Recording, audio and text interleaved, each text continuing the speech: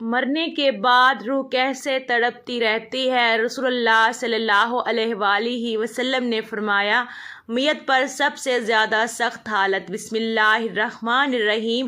انسان اپنی زندگی میں بہت سے کام محض اپنی لذت یا خواہش کو پورا کرنے کے لیے کرتا ہے، جس کی وجہ سے یا تو اس کا پیسہ برباد ہو جاتا ہے یا صحت برباد ہوتی ہے۔ موت کو یاد رکھنے والے کی خواہشات کم ہوتی ہیں۔ اسی کے بارے میں نبی پاک صلی اللہ علیہ وآلہ وسلم نے فرمایا، لذتوں کو ختم کرنے والی موت کو کثرت سے یاد کرو۔ بارگاہ رسالت میں عرض کی گئی، کون سا مومن زیادہ عقل مند ہے؟ ارشاد فرمایا، موت کو کثرت سے یاد کرنے اور موت کے بعد کے لیے اچھی تیاری کرنے والے، یہی لوگ زیادہ سمجھدار ہیں۔ ہر شخص کی جتنی زندگی مقرر ہے اس میں نہ زیادتی ہو سکتی ہے نہ کمی۔ جب زندگی کا وقت پورا ہو جاتا ہے اس وقت حضرت اسرائیل علیہ السلام قبض روح کے لیے آتے ہیں اور اس شخص کے دائیں بائیں جہاں تک نگاہ کام کرتی ہے فرشتے دکھائی دیتے ہیں۔ مسلمان کے آس پاس رحمت کے فرشتے ہوتے ہیں اور کافر کے دائیں بائیں عذاب کے۔ اس وقت ہر شخص پر اسلام کی حقانیت آفتاب سے زیادہ روشن ہو جاتی ہے، مگر اس وقت کا ایمان معتبر نہیں، اس لیے کہ حکم ایمان بالغیب کا ہے اور اب غیب نہ رہا بلکہ یہ چیزیں مشاہدہ ہو گئیں۔ مرنے کے بعد مسلمان کی روح حسب مرتبہ مختلف مقاموں میں رہتی ہے، بعض کی قبر پر، بعض کی چائے زمزم شریف میں، بعض کی آسمان و زمین کے درمیان، بعض کی پہلے دوسرے ساتویں آسمان تک اور بعض کی آسمانوں سے بھی بلند، اور بعض کی روحیں زیر عرش کندیلیوں میں اور بعض کی اعلیٰ علیین میں، مگر کہیں ہوں اپنے جسم سے ان کا تعلق بدستور رہتا ہے۔ جو کوئی قبر پر آئے اسے دیکھتے پہچانتے اس کی بات سنتے ہیں۔ حدیث میں ہے کہ ایک طائر پہلے قفس میں بند تھا اور اب آزاد کر دیا گیا۔ ائمہ کرام فرماتے ہیں، بے شک پاک جانیں جب بدن کے علاقوں سے جدا ہوتی ہیں، عالم بالا سے مل جاتی ہیں اور سب کچھ ایسا دیکھتی سنتی ہیں جیسے جہاں حاضر ہیں۔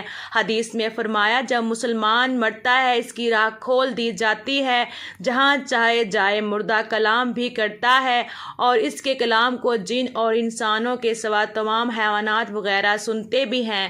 جب مردے کو قبر میں دفن کرتے ہیں اس وقت اس کو قبر دباتی ہے۔ اگر وہ مسلمان ہے تو اس کا دبانا ایسا ہوتا ہے جیسے ماں پیار میں اپنے بچے کو زور سے چمٹا لیتی ہے، اور اگر کافر ہے تو اس کو اس زور سے دباتی ہے کہ ادھر کی پسلیاں ادھر اور ادھر کی پسلیاں ادھر ہو جاتی ہیں۔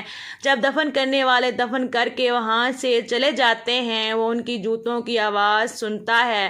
اس وقت اس کے پاس دو فرشتے اپنے دانتوں سے زمین چیرتے ہوئے آتے ہیں اور نہایت سختی کے ساتھ کرخت آواز میں سوال کرتے ہیں۔ پہلا سوال، تیرا رب کون ہے؟ دوسرا سوال، تیرا دین کیا ہے؟ تیسرا سوال، ان کے بارے میں تو کیا کہتا تھا؟ مسلمان ہے تو پہلے سوال کا جواب دے گا، میرا رب اللہ ہے، اور دوسرے سوال کا جواب دے گا، میرا دین اسلام ہے۔ تیسرے سوال کا جواب دے گا، وہ تو رسول اللہ صلی اللہ علیہ وآلہ وسلم ہے۔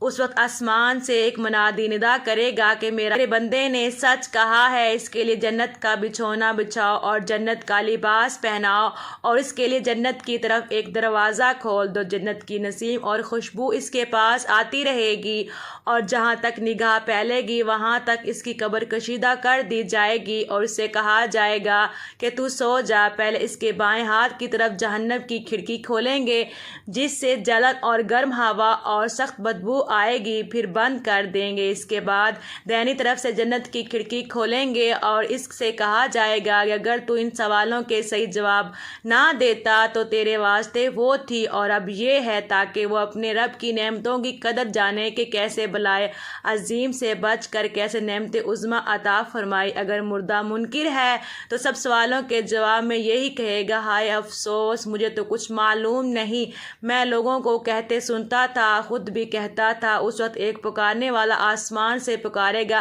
کہ یہ جھوٹا ہے، اس کے لیے آگ کا بچھونا بچھاؤ اور آگ کا لباس پہناؤ اور جہنم کی طرف ایک دروازہ کھول دو، اس کی گرمی اور لپیٹ اس کو پہنچے گی اور اس پر عذاب دینے کے لیے 2 فرشتے مقرر ہوں گے جو اندھے اور بہرے ہوں گے۔ ان کے ساتھ لوہے کا گرز ہوگا کہ پہاڑ پر اگر مارا جائے تو خاک ہو جائے۔ اس ہتھوڑے سے اس کو مارتے رہیں گے، سانپ اور بچھو اسے عذاب پہنچاتے رہیں گے۔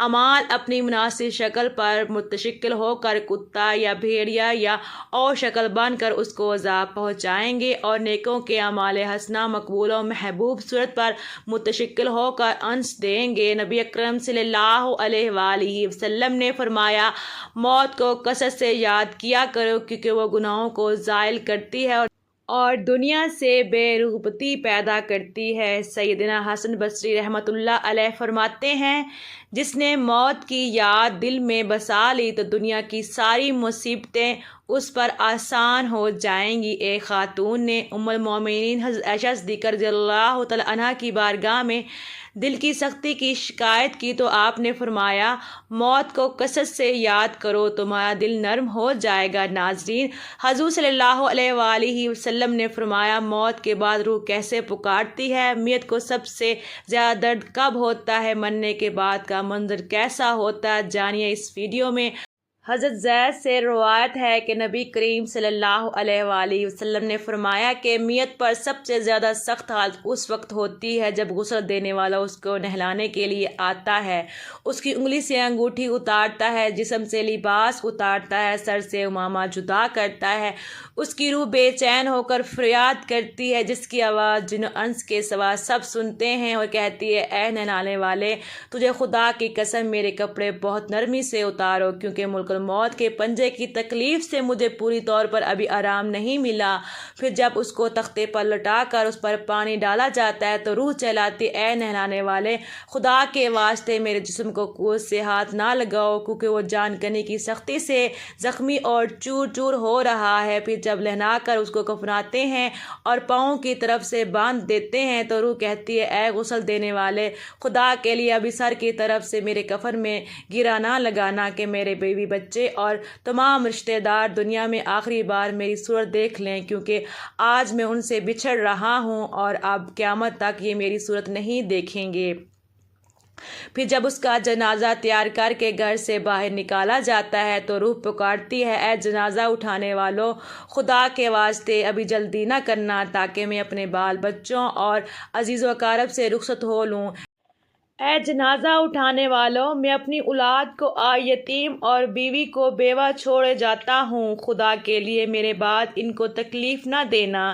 میں اپنا گھر اور مال و اسباب دوسروں کے لیے چھوڑے جاتا ہوں، اب یہاں کبھی واپس نہ آؤں گا اور قیامت تک کسی کی صورت نہ دیکھوں گا۔ پھر جب جنازہ اٹھا کر لے چلتے ہیں تو میت کہتی ہے، اے میرے بھائیوں، میں نے آج تک جو کچھ مال و اسباب جمع کیا تھا وہ صرف وارثوں کے لیے تھا، آج ان میں سے کوئی میرے گناہوں کا ذرا سا بوجھ بھی نہیں اٹھا سکتا، ہر چیز کا حساب مجھ سے لیا جائے گا اور میرے وارث کھائیں گے اور اڑائیں گے۔ پھر جب نماز جنازہ کے بعد دفن سے پہلے کچھ لوگ اپنے اپنے گھر جانے لگتے ہیں تو میت کہتی ہے، اے میرے بھائیوں، خدا کے واسطے ابھی سے ایسا ظلم نہ کرو، مرنے والا تم سے مانوس تھا اور تم دفن سے پہلے لوٹے جاتے ہو۔ پھر جب اسے قبر میں اتارتے ہیں تو میت کہتی ہے، اے میرے وارثوں اور ترکہ پانے والوں، میں نے جو کچھ مال جمع کیا تھا وہ سب تمہارے لیے چھوڑا، خدا کے لیے تم مجھ کو دعائے خیر اور فاتحہ سے بھلا نہ دینا۔ بزرگوں کا قول ہے کہ آخرت کی منزلوں میں سے قبر پہلی منزل ہے، اگر اس منزل میں نجات پائی تو اس کے بعد منزلیں بہت آسان ہیں، اگر یہاں عذاب میں مبتلا ہوا تو آگے چل کر اس سے زیادہ سختی ہوگی۔ حدیث شریف میں ہے کہ مردہ قبر میں ایسا ہے جیسے کوئی شخص پانی میں ڈوب رہا ہو اور مدد کے لیے فریاد کرتا ہو، مردہ ہر وقت اپنے ماں باپ، بہن بھائی یا اولاد اور دوست وغیرہ اپنے پسماندگان سے دعائے خیر اور فاتحہ کا منتظر رہتا ہے، جب اس کو اس کے پسماندگان کی طرف سے کوئی تحفہ ثواب پہنچتا ہے تو وہ اس کے لیے تمام دنیا اور جو کچھ دنیا میں ہے اسے محبوب و مرغوب ہوتا ہے، اور اللہ تعالیٰ اس کے رشتہ داروں کی دعائے خیر کے ثواب کو قبرستان والوں پر پہاڑوں کے برابر داخل فرماتا ہے۔ موت ایک دروازہ ہے جس میں سب لوگوں نے داخل ہونا ہے۔ حضرت عثمان غنی رضی اللہ تعالیٰ عنہ کسی قبر پر جب جاتے تو اتنا روتے کہ ان کی داڑھی بھی آنسوؤں سے تر ہو جاتی۔ آپ سے پوچھا گیا، آپ جنت و جہنم کا تذکرہ کرتے ہوئے تو نہیں روتے مگر قبر دیکھ کر روتے ہیں؟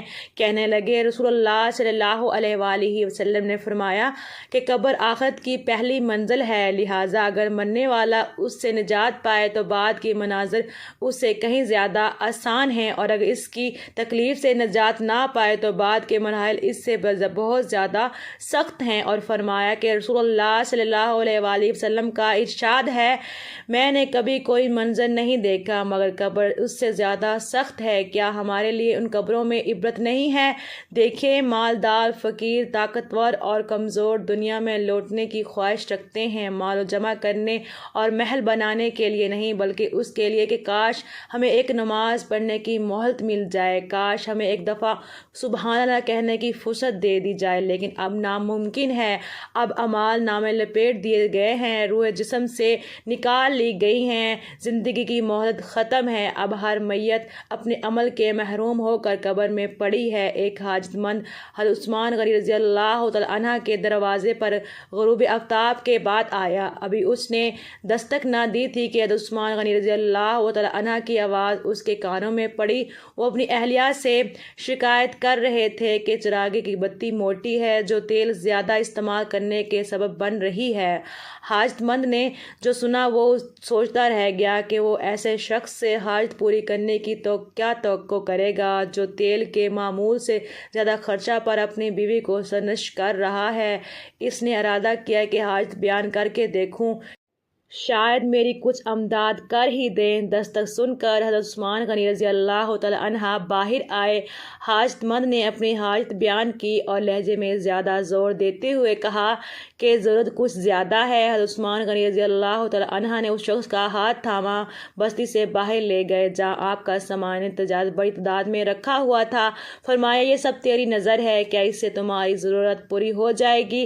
وہ شخص حیران ہکا بکا دیکھتا رہ گیا، چنانچہ اس نے عرض کیا، حضرت یہ سب کچھ میری ضرورت سے زیادہ ہے۔ امیر المومنین نے فرمایا، مجھے خوشی ہے کہ یہ تمہاری ضرورت سے کم نہیں۔ اس شخص نے کہا، اے حضرت ایک بات بتائیے، چراغ کی بتی قدر موٹے ہو جانے پر آپ اپنی زوجہ محترمہ کو سرزنش کر رہے تھے، حالانکہ چراغ اس قدر روشنی کی رکھنے میں شاید صرف 1 درہم کا تیل استعمال نہ ہوتا ہو، وہ تو آپ کو گوارا نہ ہوا، اور یہاں ہزاروں کا سامان مجھے بلا تحمل دے رہے ہیں۔ تب آپ نے فرمایا، بھائی، چراغ میں تیل کا زیادہ اسراف ہے اور زیادہ اسراف اللہ کو پسند نہیں ہے، اور مجھے اللہ کے حضور اپنے اعمال کی فکر رہتی ہے، یہاں مجھے فکر اعمال لاحق ہے، اس لیے میں نے سرزنش کے سامان تمہیں اللہ کی خوشنودی کے لیے صدقہ دیا، اس پر اجر کی امید ہے اور وہاں پر حساب کا خوف ہے۔